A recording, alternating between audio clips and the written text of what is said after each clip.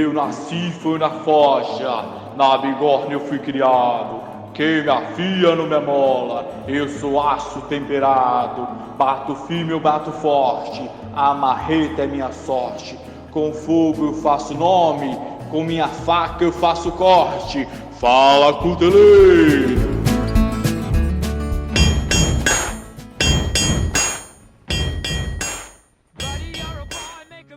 Saudações, amigos, sejam bem-vindos. Aqui é Janaia Fabre e esse é mais um programa Fala Cuteleiro, o podcast oficial do Clube da Cutelaria.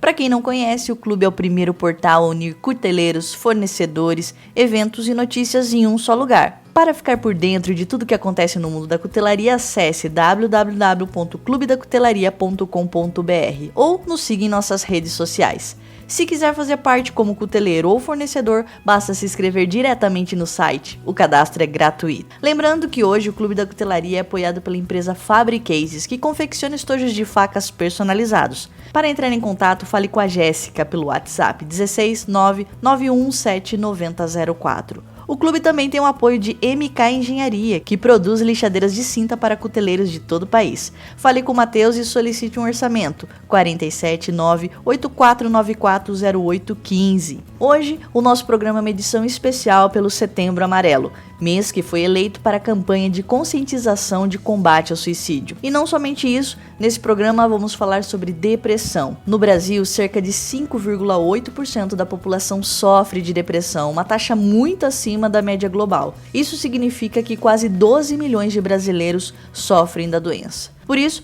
convidamos o cuteleiro Alex Stelzer, que vai falar um pouco pra gente sobre a sua história, as dificuldades, a depressão que enfrentou e a superação que ele conseguiu através da cutelaria e, claro, com o apoio da sua família. Alex, seja bem-vindo, se apresente, sinta-se em casa. Agora, o microfone é seu.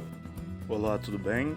Antes de me apresentar, eu queria agradecer a participação aqui nesse podcast, convidar você para seguir o Clube do Cuteleiro e acompanhar esse conteúdo maravilhoso que eles estão compartilhando. Meu nome é Alex Stelzer, sou proprietário da oficina Stelzer, tenho 26 anos, sou natural de Alegrete, Rio Grande do Sul, moro em Araxá, Minas Gerais. Sou casado com a Maria Anália, tenho minha filha Alice, de 3 anos, tenho um anjinho que não está com a gente mais, tenho também minha gatinha Espiga e uma cachorra muito bagunceira que é a Euros. Qual é a sua relação com cutelaria, Alex? Como que você começou a fazer facas? Comecei em 2010 vendo vídeos, no YouTube, assistia bastante coisa sobre joalheria, joalheria americana, achava muito interessante a arte de produzir joias, E acabei esbarrando nos vídeos brasileiros, nos canais brasileiros de cutelaria. Inclusive, tem até hoje, retiraram muita parte do conteúdo, mas era do Oso Cutelaria, alguma coisa assim o nome. Aí fiz minha primeira faca, forjei uma mola, de helicoidal, uma mola de carro, usando soprador de mão, aqueles de encher piscina, e um tijolinho no chão, um carvãozinho mesmo, agachado no chão, usando um pedacinho de uma bolachinha assim de mais ou menos uns 2 centímetros de espessura, que era resto de oxicorte que eu tinha pegado numa indústria de oxicorte para fazer. Fiz de bigorninha e aí eu forjei minha primeira faca. Desde então eu venho começando e parando ao longo do tempo. Cutelaria era um hobby antigamente, hoje em dia eu produzo, não só artefatos de arte, eu gosto de forjar artesanato também em ferro, como a cutelaria é muito presente na minha vida. Hoje em dia eu posso tocar de forma integral. Todo dia eu trabalho com cutelaria ou com forjamento, Tenho esse prazer. Bom, você comentou comigo que para chegar onde você está hoje, você passou por muita coisa. Então, conta um pouco mais sobre a sua história. Então, minha história de vida é uma história muito... Eu falo assim que é um pouco diferente, Quem não conhece a minha história e ouve a primeira vez, e não conhece a minha família ou alguém que me conhece, às vezes até duvida, Tanta coisa assim, inesperada, tanta reviravolta que a gente até fala que parece uma novela, Eu conto que minha vida é uma novela. Bom, você disse que atualmente você mora em Minas, mas suas raízes estão no sul do país. A paixão pela cutelaria começou de lá? Em relação à cutelaria, eu morei a maior parte da minha vida fora do Rio Grande do Sul. E no Rio Grande do Sul a gente tem uma cultura, que é inata de se gostar muito de lâminas, O gaúcho no campo, ou a vestimenta do gaúcho, a faca, ela faz parte da indumentária. E eu vim a conhecer mesmo o Rio Grande do Sul quando eu tinha de 10 para 11 anos. Infelizmente, não foi da forma que eu imaginava. Com 10 para 11 anos, meu pai estava trabalhando, né? Tava na escola, do nada, chego em casa, descubro que prenderam meu pai, que na época, ele era foragido da polícia, né? Por algumas coisas que ele tinha feito mais ou menos na época que eu nasci. Prenderam meu pai, do nada eu tive que fazer mudança, minha mãe contar toda uma história que a gente não sabia, era totalmente desconhecido isso pra gente, e eu fui entender porque, assim, a maior parte da minha infância, da minha juventude, a gente sempre morava em fazendas diferentes, porque a gente precisava sempre estar mudando por conta disso. E isso foi um marco na minha vida muito grande, porque imagina você, com 10 anos de idade, descobrir uma história que você imaginou que você tinha uma vida e era totalmente diferente a sua vida, e do nada você tá tendo que fazer mudança, assumir o cuidado dos irmãos mais novos, que eu tinha um irmão de 9 anos, e na época minha irmã devia ter mais ou menos uns 6 anos de idade, e eu ter que passar a enxergar a vida de uma forma totalmente diferente, não mais como filho, né, mas como uma das pessoas que ajudava a tocar um lar. Nisso, estamos lá, organizamos a mudança. A gente ia no caminhão junto com a mudança, que uma empresa de Franca ajudou a fazer o transporte, né? Eles se compadeceram da nossa história. Falaram, não, a gente vai fazer a mudança para vocês. A gente ia no caminhão com a mudança, de última hora a gente foi em outro caminhão que ia chegar antes no sul, né? A gente precisava chegar antes, o mais rápido possível, porque meu pai já estava lá esperando, ele já estava preso. A empresa ajudou a gente, trocou a gente de caminhão, a gente foi em outro caminhão, chegou no sul, 3 dias depois, a notícia. Ligam pra minha mãe e falam assim, olha, o caminhão com a mudança de vocês tombou, vocês perderam tudo, a gente vai ver se consegue algumas doações e a gente manda o que a gente conseguir de doação pra vocês. Foi assim, tava lá uma mãe com 3 filhos pequenos, no sul, lá em Santa Rosa, sem conhecer quase ninguém que pudesse ajudar no momento, né? Que foi um susto para nossa família que morava lá, tendo que encarar essa realidade. Tinha a roupa do corpo, tinha a roupa que tinha na mala e meia dúzia de coisas em casa. E eu lembro que nessa época eu desenhava muito. Uma fuga que eu tinha muito grande da situação era desenhar. Eu pegava aquelas papel sulfite, recortava, colava, fazia bloquinhos pequenininhos assim de desenho e vinha desenhava. Ouvia bastante música, então eu fui exercitando a minha alma de artista desde muito novo, entendeu? A arte sempre me ajudando a lidar com essas situações complicadas que infelizmente não pararam por aí, né? Como eu falei, é só o começo de uma novela. E como foi essa adaptação em uma nova cidade, tendo que começar do zero? Aí tava a gente enfrentando essa realidade dura lá do Rio Grande do Sul, de Santa Rosa. A gente ficou lá mais ou menos um ano, fazia o possível, né, pra ajudar o pai, a mãe. Minha mãe sempre ensinou a gente a fazer artesanato desde cedo, então a gente fazia artesanato com tecido, fazia aquelas rosas de tecido, aquelas flores de tecido, fazia fuxico de pano pra fazer aquelas almofadinhas. E eu fui pegando gosto, o artesanato me ajudando a lidar com essas situações difíceis. Não só o artesanato, como a leitura. A leitura foi fundamental pra eu conseguir lidar com esse momento que eu tava passando, e foi aí que eu comecei a entender a vida de uma forma totalmente diferente, entendeu? Eu tive que amadurecer muito forçado, eu e meus irmãos, e isso ceifou mesmo uma boa parte da nossa infância, e porque imagina, a gente imaginava que tinha uma vida e descobriu que tinha outra, que era outra vida. Então tudo pra trás era de certa forma diferente do que a gente imaginava, entendeu? E foi um banho de água fria, a gente ter que se topar com a realidade do nada, se ver todos como jovens adultos, né? 3 crianças que se tornaram pequenos adultos. Independentemente da cutelaria, você começou a trabalhar cedo, não é mesmo? Na época que eu comecei a conhecer a cutelaria, que eu comecei a pesquisar sobre joalheria, foi mais ou menos uma época que meu pai e minha mãe eles se divorciaram, então eu tive também que começar a trabalhar, foi aí que eu fui conhecendo, né? Então tive que trabalhar desde muito cedo em lanchonete, trabalhava em restaurante, trabalhava de garçom, trabalhava fazendo drink. E sempre trabalho manual, porque era o que eu conseguia na época, né? Não tinha instrução nenhuma, era um moleque. E é o que eu conseguia fazer para trabalhar.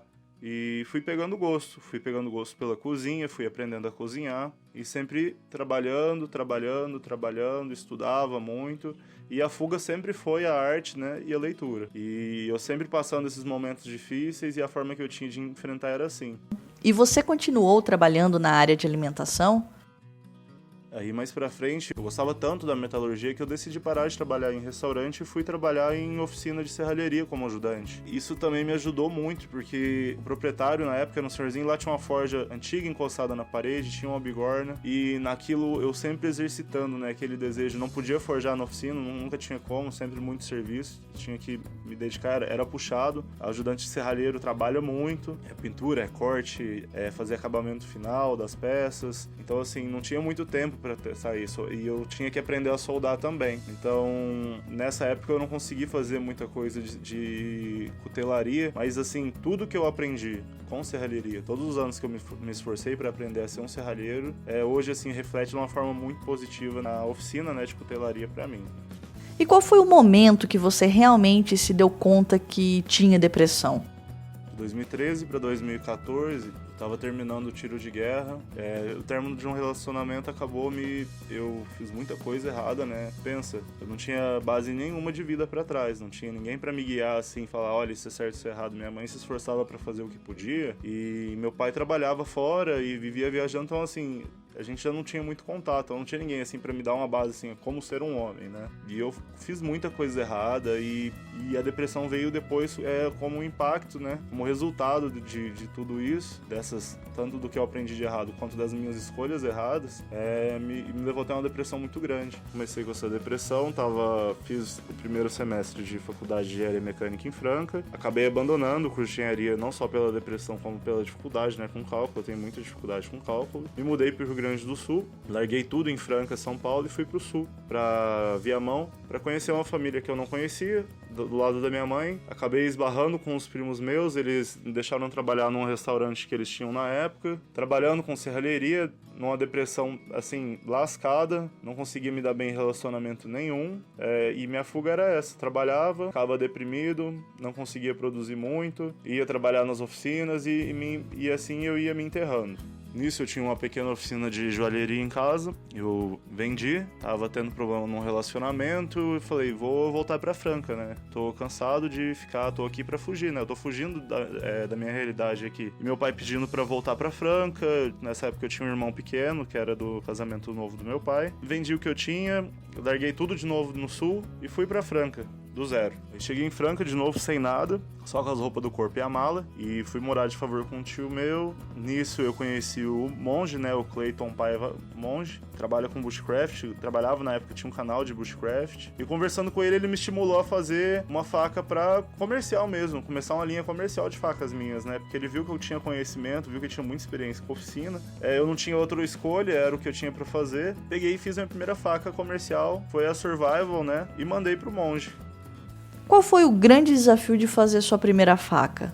Foi difícil demais fazer essa faca, porque eu não tinha ferramenta nenhuma, né? Tinha acabado de chegar em Franca, não tinha nada. Tinha que fazer essa faca, assumir o compromisso de fazer essa faca, e tava eu pulando de oficina em oficina de serralheria que alguém me emprestava, fazia um pedaço na faca aqui, outro ali, e numa dessas empreitadas de procurar oficina pra fazer a faca, eu esbarrei numa serralheria em Franca. O dono da serralheria me deu a oportunidade de trabalhar com ele, e lá eu fiz uma linha inteira. Cortei, assim, umas 6 ou 8 facas e fiz uma linha de facas, né? E fiz minhas primeiras facas, assim, para comercialização. Nisso, seguido depois, eu já tava morando, já tinha me estabelecido em Franca de novo.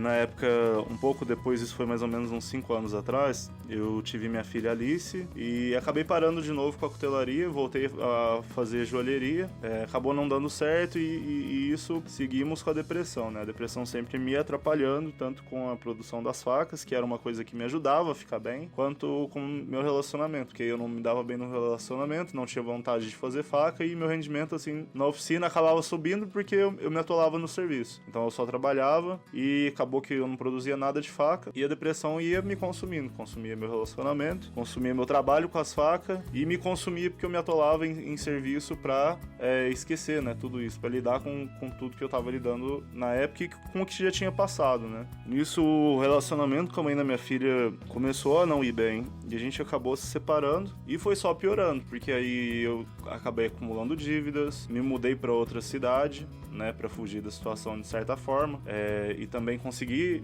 ver se eu lidava com tudo que eu estava passando. Acabei conhecendo minha esposa, que ela era minha amiga, né, ela conversava comigo, via o que eu estava passando na época, e chegou um ponto assim que eu queria morrer mesmo, eu queria me matar. Eu falava disso a todo momento com a Maria, que na época era minha amiga, minha esposa. A gente começou a namorar, e eu com essa depressão e ela me apoiando o tempo inteiro, assim, foi o que não deixou eu chegar às vias de fato mesmo de me matar, porque eu queria morrer. Eu não via felicidade na vida, eu não tinha prazer em estar vivo por conta de tudo isso que tinha passado e tanta coisa que eu fiz também. A depressão, ela te faz fazer muita coisa que você não quer fazer. Faz ser uma pessoa que você não é. Te faz prejudicar pessoas que você não quer prejudicar. E você não tá fazendo aquilo lá porque você é uma pessoa ruim. É porque você tá vendo o mundo de uma forma distorcida. A depressão, ela te faz enxergar o mundo de uma forma diferente, faz enxergar a vida de uma forma diferente. Então a gente acaba fazendo muita coisa ruim pra gente e pros outros, sem muitas vezes ver. E eu segui, né, já vinha há mais de 2 anos e meio com a depressão, tendo altos e baixos. Nisso eu casei com a minha esposa, e ela o tempo inteiro me apoiando, ela o tempo inteiro conversando comigo e me dando espaço pra mim tentar me curar, né, pra eu superar essa depressão. E logo em seguida, quando eu tava assim, começando a me sentir melhor, que a gente tinha casado, a minha esposa engravidou, e a gente perdeu o nosso primeiro filho do nosso casamento. Foi muito difícil, porque a gente fez tratamento, a gente queria muito ter aquela criança, quer muito até hoje, foi muito difícil. Foi um momento assim, um dos momentos mais difíceis da minha vida foi ter que lidar com essa perca, porque minha filha sempre foi e é muito querida pra mim. E ter perdido essa criança me enterrou assim, de uma forma assim, foi como se jogasse uma pá de cal em cima de mim, porque eu tinha que ficar o tempo inteiro firme pra apoiar minha esposa, que tava passando um momento terrível, que foi extremamente doloroso e machucou demais ela, essa perca, tanto fisicamente quanto psicologicamente. Tinha que estar ali o tempo inteiro firme, apoiando ela, tendo que mastigar tudo isso dentro de mim, e parece que tudo ia se acumulando, entendeu? Parece que tudo isso que vinha acontecendo foi me esganando, me apertando, e eu tava assim, eu já não saía mais de casa pra trabalhar, agarrei pra cuidar do site da loja da minha esposa, que ela é comerciante, ela tinha uma loja, né, e fazia isso, trabalhava o quanto eu conseguia em casa no computador pra ajudar com o site, e não fazia mais nada, eu ficava o dia inteiro, assim, eu não conseguia muitas vezes nem trabalhar, não tinha força pra levantar, pra fazer nada.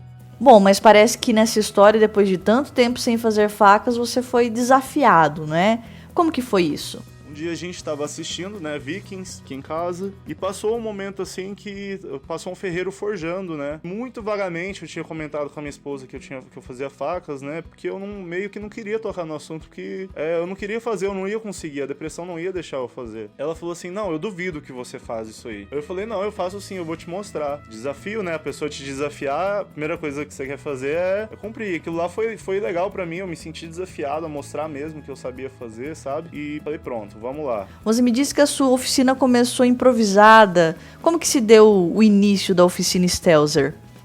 E lá fomos nós, né? Eu e minha esposa procurar alguma coisa que servisse de bigorna, porque a gente tinha começado a pandemia, a gente tava super apertado, não podia gastar um centavo com a oficina, tava custando assim pagar as contas, e a gente foi atrás de improvisar uma oficina pra ela ver eu forjar, né, de fato. E a gente caminhou, a gente mora assim uns 2 km de onde tem uma via férrea, e a gente foi lá e achou um trilho de trem enterrado, um trilho assim gigante. Ele inteiro, ele pesava assim mais ou menos uns 100 quilos. Ele tinha mais de 2 metros de comprimento inteiro, o pedaço do trilho. E tava enterrado uns 50 centímetros dentro do chão. Tem um casal que tem um sítiozinho, né, uma chácara ali perto, e o senhorzinho veio ver o que eu tava fazendo, aí tava eu, catando prego de trilho de trem e tentando desenterrar um trilho que tava enterrado no chão.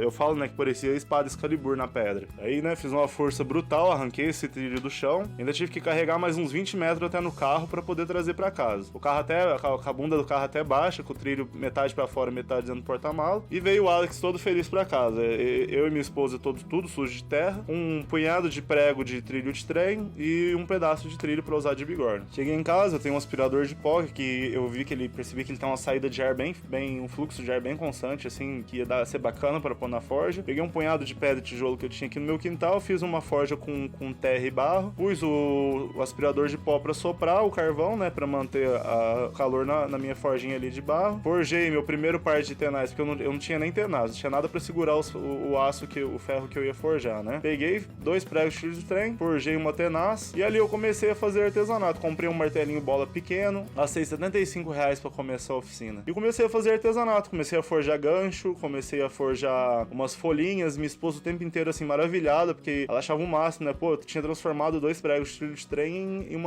uma tenaz. Tava fazendo aqueles ganchinhos, artesanato, tudo assim, não tinha máquina nenhuma. Do jeito que saía da forja é o jeito que eu entregava pra vender, e comecei a vender esses ganchinhos, esses artesanatos pro pessoal aqui da cidade, da região. Isso tem quanto tempo aproximadamente, Alex? Isso foi em abril, né? E já fazem aí de 5 para 6 meses que eu voltei pra cutelaria. E nisso eu consegui ir cada vez mais saindo pra fora de casa pra trabalhar. Cada vez mais. Tinha dia que eu sentava com a faca na mão, o ganchinho na mão, chorava assim, porque eu não tinha força pra levantar pra ir lá fora mexer, porque a depressão não deixava. Cada vez mais eu vim trabalhando. Apareceu o primeiro cliente de faca, o Rafael. Ele me encomendou uma faca. Com o dinheiro da faca dele eu comecei a comprar máquina. Aí veio a segunda faca, eu comprei mais uma coisa. Então hoje você pode dizer que está trabalhando integralmente e profissionalmente com cutelaria. E já estamos aí montando uma oficina. Hoje eu tenho bancada, tenho algumas máquinas que me ajudam a trabalhar. Nesse curto período de tempo aí eu consegui levantar a minha oficina e consegui me levantar também. Consegui sair da depressão, consigo trabalhar. Tenho coragem hoje de vir contar a minha história pra vocês. Fico assim, todo dia eu agradeço, né? Por ter me encontrado na vida finalmente, ter decidido qual profissão que eu quero seguir e ter falado assim, hoje eu sei que eu vou conseguir levantar, que eu vou conseguir sair de dentro de casa pra trabalhar, vou ter força pra superar isso. Quero que você, às vezes, que esteja me ouvindo, tenha força também. Eu sei que tem muita gente aí que tá na hotelaria, tem depressão, já ouvi alguns casos. Esse pessoal que tem depressão e assim, a maior parte das pessoas na hotelaria são homens. E homem tem, né, esse preconceito bobo, né, de não conversar sobre os seus sentimentos, não falar sobre como que você tá se sentindo. Eu sei que tem muita gente que tem depressão, que não passou, assim, tanta coisa, né, não teve essa novela de vida igual eu tive, mas que tem depressão. E isso não é brincadeira, não é frescura, não querer tá feliz. É porque é muito fácil pra quem vê de fora, você fala com as pessoas, elas falam assim, olha, não, você tem que ficar melhor, fica feliz, vamos lá, força, para com isso, entendeu? Larga a mão de depressão, vai ser feliz. E não é simples assim. Tanto que mesmo trabalhando, já tendo encomendas de faca, já ter uma fila de espera pra comprar faca minha nesses últimos meses, eu pensei em desistir, porque eu me enrolei com as encomendas, eu comecei a ter alguns atrasos, porque eu não tenho até hoje todas as ferramentas que eu preciso pra oficina. Então, assim, eu produzo o quanto eu consigo e às vezes acaba atrasando isso. É terrível pro cuteleiro ter atraso nas encomendas, entendeu? Inclusive, eu cancelei minhas encomendas na época. Eu não conto isso pra ninguém, mas uma pessoa que foi muito importante, eu contei essa história pra pouquíssimas pessoas na minha vida. Eu resolvi contar pro Tom Silva, foi o campeão do Desafio Sob Fogo. E ele, cara, ele me entendeu demais, que ele falou assim, Alex, eu sei que é você descobrir que só é bom em uma coisa na vida. Então, cara, levanta a cabeça, organiza sua oficina, pega uma encomenda de cada vez, não desiste, continua trabalhando e, cara, você vai conseguir, não desiste, assim, e essa motivação do Tom, e essa humildade que ele teve de vir me apoiar, de vir falar comigo, me deu força. Nisso, comecei a estudar muito os vídeos do professor Berardo, né, e me ajudou muito também a renovar minha base de conhecimento e eu me reciclei, agora, assim, o meu nível, graças a Deus, vem cada vez mais subindo e a oficina cada vez melhorando mais e eu sou muito grato, né, a minha esposa, primeiro, que foi minha primeira apoiadora, ao Tom, que me deu força pra não desistir, e ao professor Berardo, que me dá força pra continuar, né. E quais seus planos para os próximos meses, para 2021?